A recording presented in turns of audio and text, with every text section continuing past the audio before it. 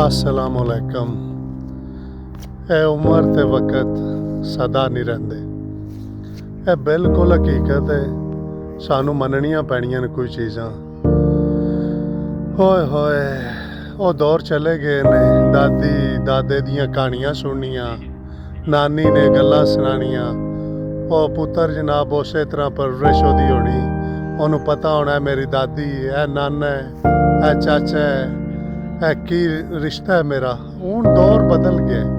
ਹੁਣ ਤੇ ਦੋਸਤੋ ਮੋਬਾਈਲ ਦਵੋ ਬੱਚੇ ਨੂੰ ਤੇ ਉਹ ਰੋਟੀ ਖਾਏਗਾ।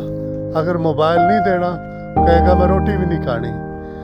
ਹੁਣ ਤੇ ਅੱਜ ਕੱਲ੍ਹ ਮੈਨੂੰ ਤੇ ਇੱਕ ਅਫਸੋਸ ਹੁੰਦਾ ਹੈ ਕਦੇ ਕਦੇ ਕਿ ਵੇਖੋ ਨਾ ਅਸੀਂ ਬਾਹਰ ਆ ਕੇ ਕਿਤਨੇ ਬਦਲ ਗਏ ਹਾਂ।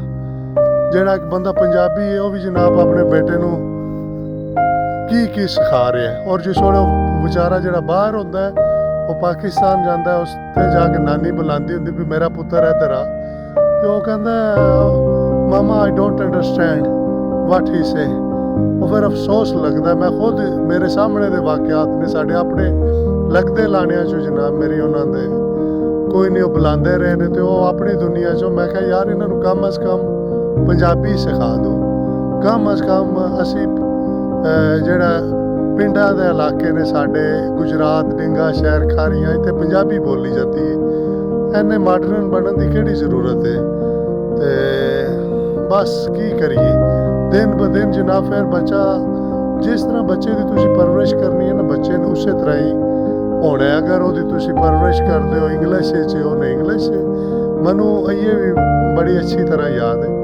ਮੈਨੂੰ ਟੀਚਰ ਨੇ ਕਿਹਾ ਸੀ ਕਿ ਤੂੰ ਆਪਣੇ ਬੱਚੇ ਨੂੰ ਉਹ ਜ਼ੁਬਾਨ ਸਿਖਾ ਜਿਹੜੀ ਤੂੰ ਖੁਦ ਬੋਲਣਾ।